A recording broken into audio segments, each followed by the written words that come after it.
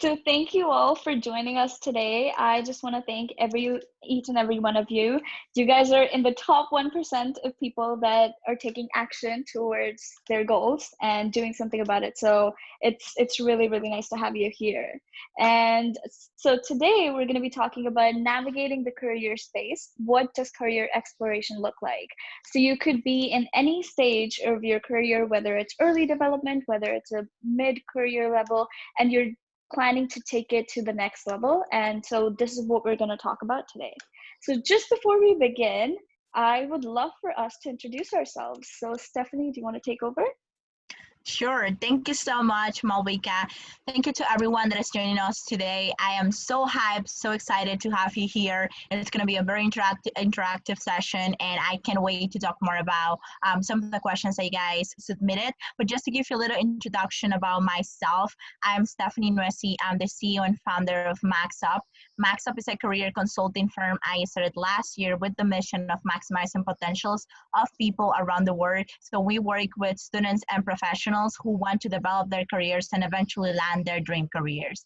Our goal and our mission, and we aim to create an impact one person at a time. And so that's how we do this type of collaborations and events with firms and companies like Accelerate Plus, because we want to make sure that we provide the best value to all of you guys. So thank you again for being here today, and I'm going to pass it along. Madeline, do you want to introduce yourself? Absolutely. Hi, everyone. I'm Madeline Mann. I'm so glad to be here. Thank you so much for having me, Malvika and Stephanie. And I am the founder of Self-Made Millennial, which is it is a content around how to find your career and excel in it. And you might have found me on YouTube or TikTok or LinkedIn, but all of my experience comes from my full-time career in human resources. I really uncovered that there were so many things that I was seeing behind the scenes as the head of HR, where I noticed just so many things that job seekers could be doing differently to make better, faster moves in their careers, as well as how to get promoted. And I thought, why don't I bring all of that to the forefront and share that with lots of people? And so I ended up building my own business and really kind of spreading that word from behind the scenes. Absolutely. And now, so on to Accelerate Plus. I am so happy to have with us Stephanie and Madeline both as our panelists, as well as me. A little bit about myself. I go to UBC Sauder School of Business. I actually started Accelerate Plus as an initiative to help people get out of their COVID impacted careers. So I saw that so many students lost their internships, lost their study abroads. I myself, I was part of the study abroad program that got canceled in May. And so for the past year and a half, I have been a career coach where I've helped undergraduate, graduate, and alumni students to help figure out what they want to do, how do they want to go about planning their career and navigating around it. And so I started offering free calls, and I got such an overwhelming response from everyone. And I see that students that I've coached in the past are here with us today. So I'm really happy to have you. And that's when I started Accelerate Plus. And our mission is just to help you take your career to the next level, whether it's in your professional development, and we hope to contribute to your personal development. So these are just a few things that we're going to be talking about today. So when we started planning this webinar, we asked you guys, what would you like to hear? And a very, very popular opinion divided into 3 different parts. And so we're going to be addressing those 3 different parts of career navigation today. And those are specific to the questions you guys asked. So it's exactly what you would want in a session like this. So the first question that we saw very frequently in all of our students, panelists, pretty much anyone who's ever been involved in a job search or planning their career is, what do I actually want to do? People want to figure out where their passion lies. How do I know I actually like a career? How do I know what field I want to go into? So let's hear a little bit from our panelists before I give my input on it and see what Madeline thinks about the best way about finding your passion is. So I would say, I think passion can sometimes be a misnomer, right? You think that your career should be something that is just, the thing that drives you, and there's something that you really love about it. And often what people focus on is their passion and their hobbies instead of their strengths and their values. For example, I just had a coaching client just a bit ago, and she was talking about how she had taken a job with SoulCycle because she loves exercise. But she chose the job because that's her hobby, and then looked at the actual job when she was in it. It didn't play to her strengths. It didn't play to her values. The environment was just not conducive to what she valued, and she kind of threw it all away because she just thought it was attractive to be in that type of industry. And we do that all the time with these passion industries, and that is really not the way to ultimate happiness. We really want to focus on, okay, when I step into a role, what are my strengths? What are the things that I can really execute on well? And then what are my values? Are my values to work on a team, to have a workplace where it's built on merit instead of politics? Is it to be able to go home to my family or my friends or my pets by 5 p.m.? And a lot of us don't really think about these things when we're thinking about a career. We think about, oh, what's sexy, what's cool, what do I like in my hobbies and my passions? And so really looking for always examining the career trajectory of something. I thought I was going to be a journalist, and I came to see that when I looked at the career trajectory, the number of roles is diminishing. The salary is pretty stagnant across a career arc. So really taking all these different factors into play and moving away from this idea that we have to be, super passionate. Ultimately, that passion comes out of working at a great place that plays to your values and your strengths. Stephanie, what are your thoughts on that? Yeah, I absolutely agree with Madeline, and I was having this conversation with someone before. Like your career, your dream career, right? What you want to do doesn't necessarily have to be your passion, right? But we should really focus on trying to identify what our strengths, or where our strengths aligns into our values. So as Madeline say, how can you put together what you value, your beliefs, what you identify yourself as, with your strengths, and how can you put that together into finding something that you can actually develop yourself? For example, like I could tell you, when I was growing up, I wanted to be a doctor. Then eventually I wanted to be a diplomat. I wanted to be a politician. I became part of the UN, stayed there for about 8 years, did 500 plus speeches, like all over the country, right? But then, I thought that was my passion, right? But maybe my strengths were not really into politics, right? So maybe my values were not really into politics. Maybe I enjoyed doing it, but maybe it was just not where I should have been, or not even should have been. Maybe it was just not where I wanted to be, right? So this is also about developing that mindset. So when you think about where can you align your values to your values and beliefs to your strengths, think about how you develop that mindset, because there's a lot of external factors that contribute to what you think your passion is, what you think your career should be, right? There's a difference between what you believe you should do and what actually you can do and you want to do. I 100% agree with Stephanie and Madeline both, and I think both of them had such valuable insight on how to differentiate between your hobby versus your strengths, right? And I know for myself, when I was trying to figure this out, I always thought, okay, I know what I'm good at, but I'm not really sure where my strengths lie. And so I did this one thing that really helped me, and I'm gonna share it with you today. So what I want you to do is I want you to just close your eyes for 5 seconds and think about it. If I was to give over the stage to you right now without any preparation and asked you to give 1 hour talk on something, anything, then what would it be? So once you start thinking about that, you start thinking, what comes naturally to me? What area in my life am I so interested in and involved in, that it comes naturally to me when I'm talking about it to people, when I'm exploring, let's say, reading books or exploring opportunities to get myself involved in, clubs to join.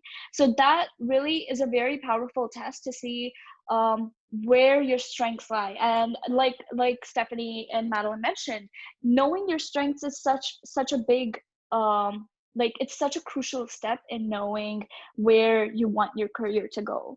And this 1 hour talk test, it doesn't have to be let's say I do it today, it doesn't have to stay like that for my entire life. It's not a stagnant phase in my life. It can change. My passions can change, my interests can change, and I grow with it. So realizing and evaluating them according to time is a crucial step when you're deciding how to and when to pivot your career. So that's one that I found like a really valuable advice that I had gotten in the past, and I've used it several times. The other thing that I would love for our audience to think about is that oftentimes when we watch movies or when we watch TV shows, we're often reduced to passion in a very overrated sense. We always think that a person can only have one passion in their entire life, which is not at all true. Like, you can have several professional passions or several professional strengths, and you can combine them. You can combine them in any. So let's say you are taking up a marketing job, but you're also really interested in public policy. So maybe you want to join a nonprofit that focuses on that, but join a department that plays to your strengths of marketing, and see where that takes you. So combining one or two or more of your interests together to see what organization is a good fit for you when you're combining these passions or professional interests of yours, that's going to give you a good sense of where you want to work, who you want to work with, and why that particular field. Why did you choose that particular field? So I think that is two tips that I always like to use with all of my students is, one, think about what comes naturally to you, and the second is, how can you combine two or more interests of yours without having to choose between them? Yeah, Malika, I wanted to add lastly, I saw this question at the end. It says, so how do you transition your career when you realize that you spend a lot of time, doing something that you think was your passion, and then you discover that that's not what I want to do, right? So as I said, like how I was in the UN for about 8 years, and, I thought I was doing my passion, doing that. Well, I discovered that public speaking is actually my thing, not necessarily into politics, but like motivational speaking. So I took those skills that I got from like developing that communication between those speeches and like doing that for 8 years. And now I have developed a more sense of like public speaking into motivational speaking, right? So if you think about you work for so long into one career and you don't know how to transition into another one, think about the skills that you develop in that career and how you could transition it into your new career. Most of the skills that you do in one thing are equivalent to another: communication, leadership, teamwork. Most of them, are equivalent to another thing that you're going to do. So don't feel like you just wasted your time doing something. Everything in life is a lesson. Think about the lesson you got out of working in that. How do you improve yourself and how you can better yourself into your new career? Yeah, I'll just, I really like that a lot. And just to give you all some tangible steps, right? Because I want you all to get off of this call and say, okay, I know exactly what I'm going to do right now. So I would say, exactly, the first step is to be a little bit self-explorative. Exactly as Stephanie said, what are those strengths? Writing those down. For me, I just noticed that like I loved psychology, and like every psychology class I took, it almost felt like second nature, where I absorbed the material and I memorized it almost nearly immediately, which is something that is not normal for me at all. And so I leaned into that, and I went on LinkedIn, and I just thought, who in my network has a psychology degree. And you don't have to do it this way. It doesn't have to be by your major, but I thought people who are attracted to psychology are probably attracted to jobs that I would also enjoy. So I set up 50 informational interviews of people who were school psychologists, who were human capital consultants, who were worked in market research and advertising and human resources. And I met with all of them. And I really realized that so many of those careers, I thought I wanted them. I thought I wanted to be a therapist. You know, I thought all these things. And then once I met with them, I was like, whoa, I don't want to do that. Like I'm really achievement oriented. And also I really want to make a lot of money, which you just have to be honest with yourself that that's important to you. And there was things like being a therapist that was like, you're not working on a team. You're, you know, you more have your own practice. And obviously you can make a lot of money that way, but like the achievement oriented side of me just wasn't. And so you have to be like really kind of hard on yourself on like, what are the paths you like? And you want to talk to people. And so once I realized that human resources checked off every single box, I started talking to more people in human resources, and then just started writing down exactly what they did in their career to get to where they were, education they obtained, jobs that they got, skills that they needed. And I created a plan of how to build those skills. And through having all of those relationships, I was then able to obtain my first internship where since they all knew me for a while and I'd been in contact with them, as soon as an internship came up, I was the person they thought of because they knew I was in constant communication with them saying I was building these skills, wanting to go in that direction. And that's the power of being confident about your next step. But it took me a really long time.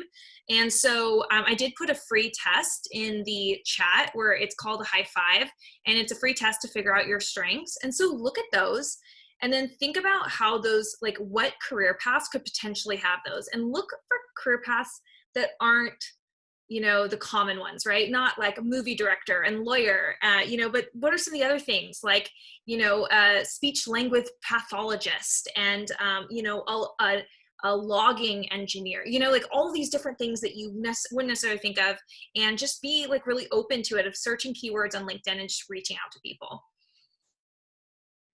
I completely agree with Madeline when she says that actionable steps have to complement your motivation. Otherwise, the motivation goes to waste. Like you could be motivated about something and not do something about it, and that's going to be a much more negative impact on your brain than if you chose to, you know, take an actionable step and actually go ahead and do it. So one way that I thought how you can pivot your career is actually look. So so this question that says how and when to pivot your career path, once you realize that the role that you're currently in isn't necessarily what you want to do for a job or for a very long time, then what I really like to do is I like to see, okay, I'm involved with this organization or this club or this particular company right now. And despite my role, how can I involve myself in other departments? So actually reaching out to other departments in the same club or company, and then just asking them, what projects are you working on? Is there anything that I can do to help with the project that you're working in right now?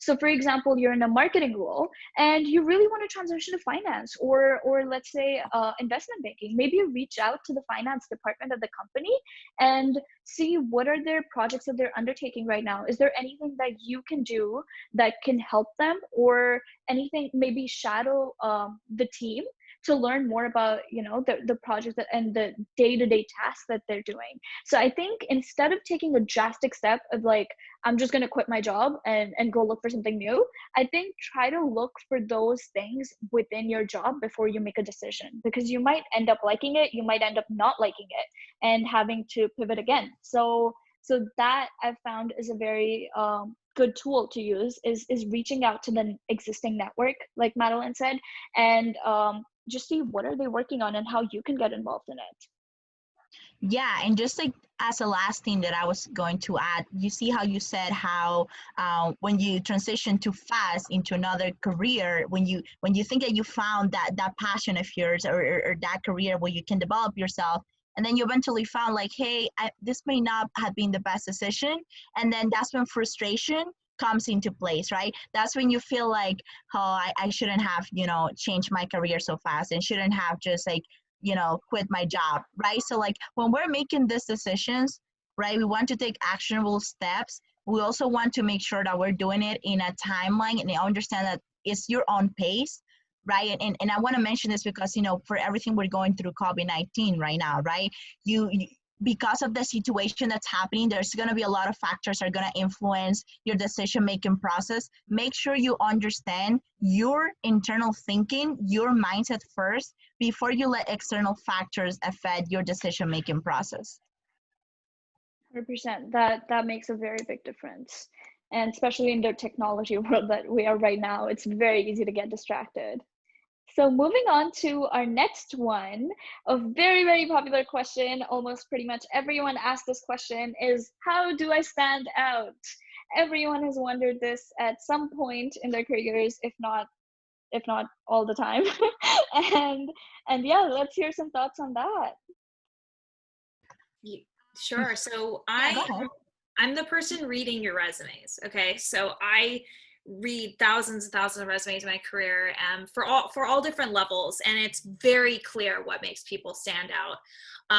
So first of all, I think that this is something that a lot of, especially people earlier in their careers, think is the wrong thing to do, but persistence. Like if you are following up, if you're reaching out to people in the company, if you're showing that you have that interest. I had one intern once come into a company. He created his own internship. He did a presentation once his internship was over to the company. He showed how he had like, I think 24 emails like between me and him before he ultimately got the internship. He had been checking in every few months. He had relevant club experience. Like, so I worked at like a blockchain company. So he was in a Bitcoin club at school, and he like showed that he had real interest in the industry. And ultimately it was just really, really engaging and just like not pushy, but just like, hey, just checking in. Just want to let you know that I'm still open. If you all are interested in hosting an internship. And every time I would respond and say, yes, but not right now. And so if anyone ever says yes, but not right now, they literally mean yes, but not right now. Like most rejections are a not right now. And so really taking that is super important. I also think that this question comes up a lot of like experience. Like I don't have any experience. How do I stand out? It is extremely risky to hire someone with no experience, and literally the company loses money on you because we have to take a lot of time. We take our best people and they train you. So we're actually not only like, are you not really producing much when you're on the job, but we're taking our best people. So what you need to do is you need to say, like I'm actually really great. I'm going to be really great once I get in. You just need to give me that chance. How do you do that? You need to mitigate the risk for them. So you need to show ways that you can do that job. The way you do that is you build personal projects, right? Maybe you put together, some sort of, like, let's say I work in HR. So maybe I'd go to the Glassdoor page where people review the company, and maybe I'd see like all the negative comments, and I would say, okay, so if I was in HR, here's just a few like examples of some ideas I would come up with to address these negative comments. And it doesn't have to be the right answer. It just has to be showing the amount of effort and the way you think through things. So really people are always like weirded out by that kind of advice. Like, oh, you can't do free work for a company. Trust me, it's not free work. It's really like them kind of getting an understanding of your skill set, because they're about to invest a lot of resources into you. So really finding ways, how can I show rather than tell that I have the right skills, and being a bit creative about it. Absolutely. And just coming off of that, I have such a funny story to share. So I was in high school, and this is in grade 12 when I saw that parents are not informed what their kids like are involved in at school. So they're not really involved, or they know anything about what the kids are, experiencing in school, what events are going on. So I wanted to start a newsletter club. And I went to my guidance counselors. I told them I want to start a newsletter club. The principal, the guidance counselors, the vice principal, everyone told me, we don't have the budget for a club right now. Maybe, something else. We're not really sure. So I took the initiative of actually going out of my way, creating an entire project, going and reaching out to the teachers that I knew from high school, asking them if they're willing to either sponsor the club or just become advisors for the club. And out of them, I think 3 or 4 teachers replied positively out of more than 40 teachers at school. And then I created a team. So I asked high school students to sign this waiver if they're interested in this club being formed. And so because of this popular demand and because of the steps that I took, the school saw that there's a need for this club. People want this club, the parents want it, the students want it. And that's when they allowed me to inform and created a budget specifically allotted to this club. So my point is that if you see that a door is closed, it's not really closed. Just break it down. Or if you see there is no door, you create one for yourself. You make one, and then you show them why it's important to have that door at that place, and why what you're doing brings value to the company and brings value to your managers, your team, or whatever it is you want to be involved in. I love that. That's such good life advice. It is. I agree with both of you, and like I actually have a story too. So one way that I got my current internship, this is very funny. So last year I attended the company networking event. So let me give you a background. So if you ever ask me if networking events are important, I could tell you they are. Right? So it's not just about the networking event itself. It's about how do you present yourself there, and like if you can at least make one connection. I'm not talking about just talking with the person, giving them your business card, then giving it to you, right? I'm not talking about me going to Madeline right now and giving her my email. No, I'm talking about the connection of like you actually talking to the person, you establishing a follow-up with that person, maybe in a phone call, maybe a coffee chat, whatever the case may be. So I remember I went to the company's networking event. I met the recruiter. I made the connection with the recruiter, right? I talked to the recruiter about different things, how I could add value to the company, but I wasn't selling myself. I wasn't telling them, hey, I'm the best candidate for your company, give me the job. Right? I wasn't just putting the resume on her face. I see that happening a lot. We just go to recruiters and we put our resumes on their face. Like we don't sometimes people don't say hi to them. Like think about recruiters are human beings, and like they're there. Sometimes hours and hours pass and like they're tired, and like people go and just show their resumes on their face, right? So think about how can you actually make a meaningful connection with that recruiter or hiring manager. That's the first thing.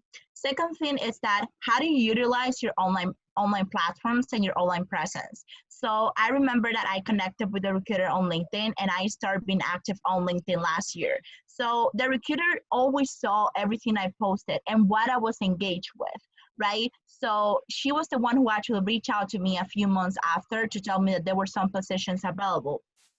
What do you think that happened? Follow up. I think Madeline sent a template on how to follow up here, but this didn't just happen by you going to the person and making that connection. It's not just about like sending that connection request on LinkedIn, not just about talking to a person for one time and that's it, right? It's about following up and establishing that relationship. That's key to stand out because people will remember you. People will remember your name. I'm telling you, there's thousands of people that recruiters, hiring managers meet, but if you're that one person who follow up, you're gonna be 1 out of 300. Not everyone follow up, right? So you need to know almost that. No one follows up. There you go. So especially I have realized on this times in coronavirus, people are not even following up now. And this is the time to follow up. Like this is the perfect time because people are working from home, like they have more time to schedule, follow-ups. And then like the question comes to like, but you're saying follow up. What is following up, right? Like, how do I follow up? Like, what do I say, right? This is a two-way street. You add value to the other person as well as they add value to you, right? Maybe they just want to have 30 minutes with you to know how you're doing. Maybe they just want to know how your semester went. Maybe just want to know about that case study that you work on and that project that you've been working on. They just want to hear an update on you, right? So that's the way of following up. And then like, if you follow up, you stand out of the crowd, right? Is that if that's the image you have in your mind, the crowd, you're gonna stand out because you're following up. And then just to shut off with my story, right? Like after that connection on LinkedIn, she seeing me following up with her every month. I would send her an email, a message, how you're doing, right? How's the recruitment going? How are the processes going? I know I saw your post, you're working on X, Y, and Z. How is that going? That made a difference because she was the one who reached out to me to tell me that there were 2 positions available that I could apply for. And so reaching out to people, but making a meaningful and genuine connection. This is not about numbers. This is not about getting 1,000 emails. This is about how you make meaningful connections to others.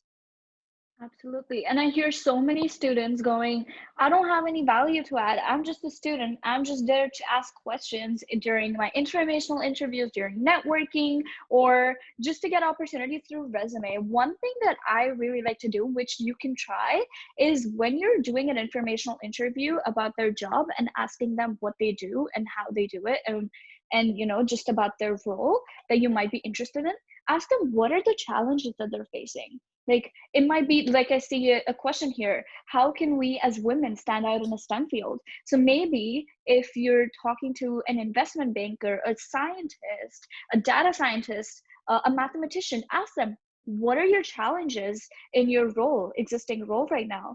And once you do that, maybe follow up a couple days later, maybe a week later, maybe instantly, whatever feels right to you, and try to work on those challenges. See if that they mentioned something that they are having a problem with, how can you make it better? Maybe you found an article that might help. Maybe you found an idea, an organization that deals with something like that, and just help them, and stay connected with them. That makes them feel special. One is because they see that you're listening to them, you are paying attention to what they're saying, and you're not just doing an informational interview to get a referral at the end, right? So you're making a genuine connection, like Stephanie said. And second is you stay in touch with them for a lot longer, is because you actually have something to talk about, as opposed to you following up and sending them your resume and then never hearing back from them or never texting them again. So that establishes a connection, but it also maintains a connection for a very long time. And adding to what you said about like how to ask the question, it's very different if, for example, I go to Madeline right now and I ask her, hey, Madeline, what are some of the challenges you're seeing that the recruitment process or the hiring process is facing right now under these circumstances, right? That's one way of asking a question, is saying, what are the challenges you're seeing us students are facing on the hiring process right now? So what I'm trying to say is that try to ask questions that the recruiter is also interested about, and they can talk about it, right? Because maybe if you think about, the recruiter may not know as much about one topic as if you ask a question that may be related to them. That's why sometimes it's so awkward when you're in informational interviews and you ask questions that are just related to you as a student, right? But you don't really ask questions that may be more related to the company or recruiter, that can be a two-way street that can add value to both of the conversations. And I've seen that happening. And I'd love to know, Madeline, what do you think about that? Asking questions are two-way streets. I don't totally know what you mean. Like, what are some of the examples of the questions that are just about you? So I think, for example, yeah, go ahead. I think as students, what informational interviews look like is like, what skills are important in an internship, or like, how do I look for internship opportunities specifically, versus what kind of skill gaps are there in existing roles right now in the company, or like, yeah, absolutely. Yeah. So, I mean, I almost always recommend that informational interviews are asking the person for their story. So, how did you get to where you are? What are some of the skills you built? How did you, you ended up getting a master's degree? What made you to take that decision? Because people want to tell their story. It's really fulfilling to them. It's really flattering. So I completely agree, Stephanie, with that idea of, make it about them. I think it's cool reaching out to recruiters. I've never really recommended people do informational interviews with recruiters. Like, I recommend you'll get the highest quality advice and the highest quality referral if you focus on people who are in your profession. and ultimately those are the people who are the decision makers. A recruiter can pass on your resume, but like if you, like, I can't tell you how many times I have vied for a unconventional candidate and the hiring manager said, nope, they don't have X, Y, and Z, so I'm not looking at them. But if you had built that personal relationship with that hiring manager, then you might have like swayed them and they wouldn't have just looked at check, they don't have that. Usually HR is the one who's trying to push for a more diverse pool, but it's the hiring manager who holds some sort of like standard and it ultimately goes after like these purple squirrels, like these people that don't really exist, versus like seeing the potential. So really building those relationships, getting that edge, will help you. I've noticed a lot more in that process. Absolutely, 100%. And so, our last popular question that we divided it into is, how do I work on my skills? Right now is the perfect time to do that. COVID-19 has given us so much time in our hands that we spend in commuting, in, I don't know, several other things, to be here and be present and really reflect on what kind of skills you would want to work on. So my advice for that is usually to figure out what you're lacking in the first place. You can't improve something if you don't know what to improve on, right? So you need to know the kinds of roles that you're applying to. Maybe go on LinkedIn and just go under jobs and just see the job posting and see, okay, as a checkbox, okay, I have this, this, and this. I do not have this, this, and this. And this is present in pretty much all of these roles of data scientist, for example, that I'm applying to. So once you know what you don't know, it's a lot easier to go out there and find resources that will help you and what you can use to bridge those gaps, right? So my step number one would just be to figure out what are the skills that you are missing. And the best way to do that, again, is informational interviews, because those are the people doing their job. They literally know what skills are the best or the most used ones versus what skills can be worked upon or improved. And they also often have a number of resources to help you if you ask for them. And then the second, job description, because the job descriptions are there for a reason. Those are the people companies are looking for. So once you find a role, start going through those and see what you find. What do you think about that, Stephanie? Yeah, no, I agree. Absolutely. Something that I do personally, there is this website that I can put in the chat if after I speak. It's called JobScan. So pretty much you take your the job description of that post, right? Because not all the jobs are on LinkedIn, right? So you take the job description and then you put your resume. So it's going to give you like a detailed summary of like some of the necessary skills that job is looking for that you don't have. It's also going to give you the top keywords that you don't have. So I don't know if you guys are aware of ATS, which is like some automated system that the resumes go through sometimes when you apply online.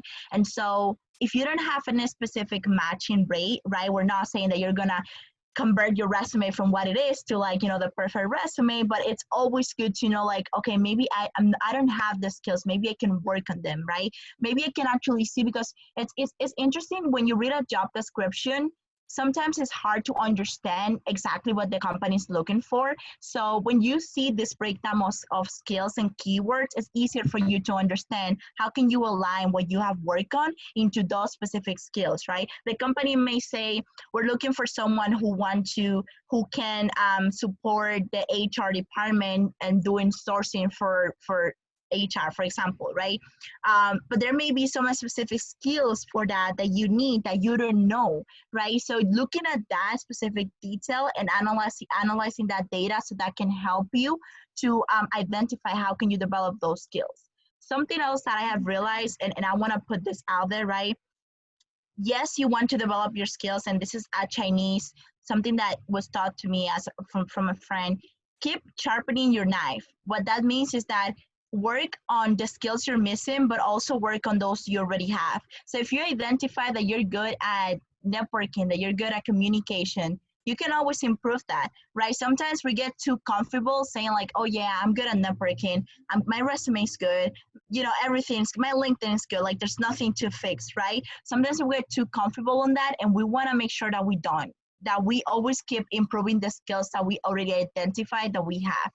And the third thing that I was going to say is your productivity level is not compared to everyone else, right? So what I'm saying is that through COVID-19, yes, we have had a lot of time to develop those skills, but understand what is your productivity level and how you can actually do your best by working XYZ hours on XYZ project. Because we don't want you to come out of this call and think that you have to go and do 1,000 things at the same time.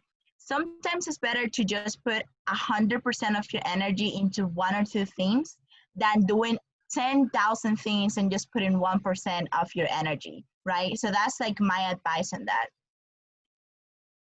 Yeah, I think it's so important to realize that like so many people are talking about what you can potentially do in COVID, but I think it's equally important to take time off for yourself when you need it and realize when you need it. So that self analysis is very important.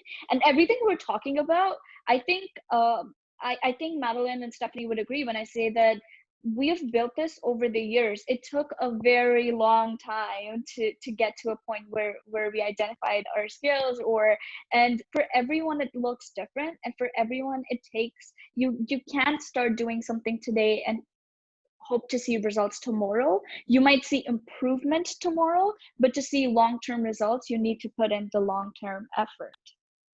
Yeah, I noticed there's a question here about, my internship got canceled. Am I now falling behind? I really think that this is a moment to get creative. Here's the bottom line. Companies have fewer resources right now. Use that to your advantage. If you are at an intern level, you are actually at a demand right now because a lot of people got laid off and they can't rehire someone who's at a full price. So you actually have a bit of an advantage right now, even if you don't feel like it. You are going after these internship positions. They're getting hundreds, maybe even thousands of applications. Don't do that. I mean, still do that, still go that normal route, but also just like that person who created his own internship, create your own internship. One young lady, she couldn't afford my coaching services and she noticed I wasn't really on Instagram and she said, hey, I'm looking to become a social media manager. I need more experience. Can I intern for you and help you with your Instagram presence? And she ultimately ended up building a lot of great experience that way. I wasn't going to hire anyone for that, but she really, she pitched herself and she had zero competition. There was no one else competing for that internship. And there's so many other ways of doing that, right? Of just putting yourself out there. And she, I even said no at first and she was okay. Hey, I totally understand, but let me know because I still think this could be a really great match. And so really just being bold about it, right? But the bottom line is she came with a solid solution to a real problem. If you go to a company and you say, hey, I have lots of skills. Is there anything you need help with? There's no way you're ever going to get an internship. But if you say, hey, I have skills in Excel, and if you guys need any modeling done or anything like that, please or I'm really great with PowerPoint. I'm sure you always do presentations all the time. I can build out your presentations. And so it's a lot of people don't go this path because it's really kind of scary and it's you're paving your own path. But I even had one client who he lost his job as an event planner. I said, we're going to rebrand you as a webinar moderator. And we rebranded his LinkedIn profile and he was getting clients left and right, within a day of rebranding his profile. So we created an opportunity out of nothing. And so it really, I don't accept saying, oh, I didn't get the internship, so I'm not going to do anything this summer. That's not good enough. You guys should be going out there, creating your own opportunities, building your own thing. Maybe you have a neighbor who just, started their own brewery and you're going to help them with anything, whatever it is, just go for it. Absolutely. And yeah, I saw someone's post the other day where what they did was they published an article to LinkedIn or for LinkedIn, and they were why LinkedIn should have a student subscription model. And so they designed this long project where they outlined every feature in that subscription, and that caught the attention of a lot of people and a lot of senior executives of LinkedIn. So one of the product managers reached out to him to ask him, hey, like, you know, what are you doing nowadays? What are your internship looking like, or work schedule looking like? So those are powerful moves. I'd say leverage the technology that you have, the network existing that you have right now, whether it's on your personal network, whether it's on your Facebook or your LinkedIn or your mailing list, or people you've talked to in networking events, whatever it is, whether it's your professors, then try to create projects and reach out to them. Maybe ask for feedback. Maybe ask for, hey, this is what I'm working on. This is what I'm thinking about. What do you think about that? So I think that is a great way to get feedback. To one is they're going to like it that you're taking initiative. Two, their feedback is going to help you sharpen your skills, like Stephanie said. So their feedback is going to help you realize your shortcomings, and then you can go forward moving from there. Yeah, and adding to what you said, so when you think about also making projects, right? If you think about your, let's say your top 3 companies, identify what do you think that company is missing on right now. Let's say there's a lot of companies that didn't invest enough in technology in the past years, and they're facing a lot of challenges right now because of that, right? Because they're working from home, they may not have done, you know, the right investments in technology. Maybe, you know, you've seen that there's something that the company of your dreams or any company you want to work at is missing that you love to work on, right? Maybe do some sort of project or like page for yourself and how you could eventually help that company, because at the end of the day, that's the value that you eventually want to add to that company. At the end of the day, once that interview comes, right, in the future, you have that as your own portfolio and you can talk about it. You know, you can say that under COVID-19, under this times, this is what I work on. I identify this were the challenges that the company faced, this were the risks, and this is how I think we should mitigate them. You know, like kind of like they see that you're actually interested in helping the company grow. Absolutely. And I think just because of the time shortage right now, just tackling the last question where it says, how do I tackle nervousness and having my mind go blank during interviews? I think it is very, very common to have that, or at least everyone has experienced that at some point. It comes with practice. It comes with experience. You are going to get better at it as you start taking more interviews. And so it's completely normal for you to feel that way. One little trick that I like to use is just asking the interviewer for maybe like a clarification or a deeper understanding of their question, or asking them to rephrase themselves. That gives me time to think, and then we can go from there. So I've used this trick many times, and that might end up helping you. So yeah. That's a great tip, Malvika. I think the other one would probably be like, and this is truly if you fully blank out, right? If you literally, like, you don't even remember what question they asked, all that stuff, like, one thing you can just say is, wow, look, I'm really excited to be talking to you right now. Let me just reset. Okay, yeah, can you repeat the question or something like that? And what often people will do is they'll say, I'm really nervous or something like that. Psychologically, if you label your nerves as excitement, literally just by doing that act, it helps your body to actually reframe your emotions. It also comes off as more confident than saying I'm nervous. So saying, wow, I'm really excited to be talking to you right now. Just putting that, then they're like, wow, this person's radiating positivity. It's also, they're probably going to have some empathy for you in that moment. So yeah, so I think those two, I mean, and then of course preparation. Prepare your booty off before this thing. You better have it locked and loaded, all of your interview answers. And if you go to my YouTube channel, Self-Made Millennial, I have like a playlist of every major interview question, how to answer it, and that has gotten people a lot of jobs. Mm-hmm. Okay, yeah, moving forward. Oh, go ahead, Stephanie. No, I was just going to add to what Madeline said. So, you know, when you show them that excitement about it, that's the best way to go. Like, I remember I interviewed like 2 months ago, and I was so nervous because there's a lot of data, a lot of percentages, a lot of numbers here and there.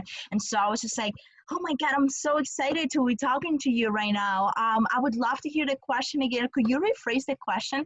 That gave me like 30 seconds to think about like what exactly is he asking me here, right? The other thing is like, honestly, practice. Look at yourself in front of the mirror and like think about all the possible questions you could be asked, like Madeline said, because the more you practice, the better. It just become natural. Think about working out. At first, you're gonna feel uncomfortable. Eventually, it's just gonna become part of you. It's gonna come out naturally. For sure. I think I definitely agree with all of those tricks. So now, do you guys have anything to add? Any thoughts, any follow-up questions you might have? Anything of that sort? You can put it on the chat. You can unmute yourself and talk loud. I'm gonna wait 2 more seconds. Going once. Okay, so now, what do we want you to do? We gave you many tips, but we want you to take away 1 or 2 or 3 or whatever you're ready to take away from this conversation and this webinar. And we want you to think about, what did you learn? It could be a new thing. It could be something that you thought was relevant, but what wasn't really sure. And so it was like a confirmation of that thought. What was your favorite moment of the webinar? So think about it, and maybe your favorite quote, something someone said, and then, or it could be an action plan. And I know we talk about this a lot. I'm very active on LinkedIn, so is Stephanie, so is Madeline, and posting content is the best first step to take when you're starting out in building a brand, in networking, and in reaching out to people.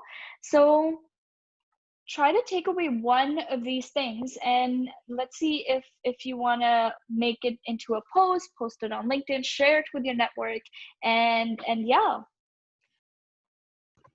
I was going to add, Malvika, for those of you who are on the line, I mean, this is totally optional, but like if you guys want to share your takeaways on LinkedIn or privately to us, like we're totally fine with it.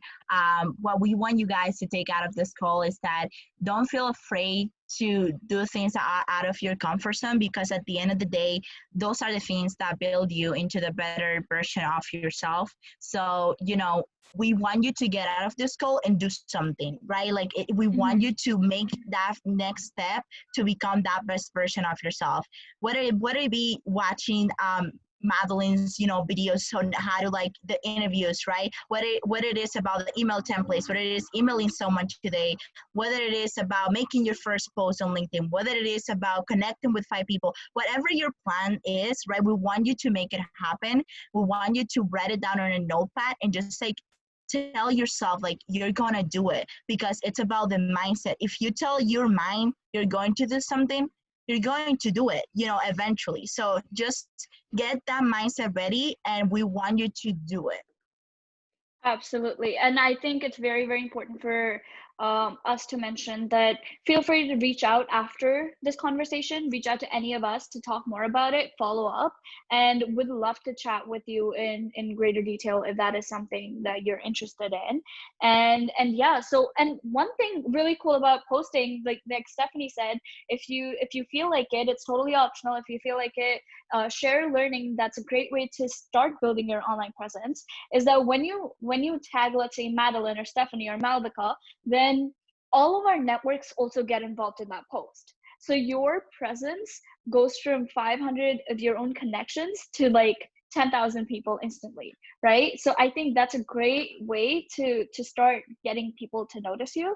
And yeah, just one thing that we want you to take away from this call is just being more confident in who you are, and that you have a value to add, whether it's to a company, whether it's to an individual, whether it's to yourself and your personal brand. You have something to add, and you always have something to improve on. Perfect. And so last thing that I want to mention is Accelerate Plus, like I mentioned, is a company that loves to work with people in helping take their career to the next level. We absolutely love working with students, professionals, and collaborating with amazing brands like Self-Made Millennial and MaxUp, and finding all these organizations to really cultivate a community where we're all helping out each other and we're all contributing to each other's success. So our team is growing. If you want to find out more about who we're hiring or who we're looking for, then feel free to text me or text another team member of mine. She is on chat right now, Ria. She will put her LinkedIn on chat. And yeah, Hey, go Malvika, on to. I also have something to say before you go. So, as Accelerator Plus is hiring, MaxUp is also hiring. We're going to be launching an ambassador program next Monday. So, if you're someone who is interested about, giving back to the community and just overall just growing as a person, and if you're someone who lost your internship this summer, we would love to have you as well. So, be on the lookout for that as well. Absolutely. And I personally think MaxUp and Accelerate Plus are such great initiatives to join because they're all student-led. That is amazing. You get a community of people who are contributing to you. What I did put on the chat here is the LinkedIn of Accelerate Plus. So feel free to either message us on LinkedIn or go to our website and contact us through there, or just reach out to me on my personal network or Stephanie's personal network. Okay, great. Thank you so much, everyone. About this webinar? Thank you.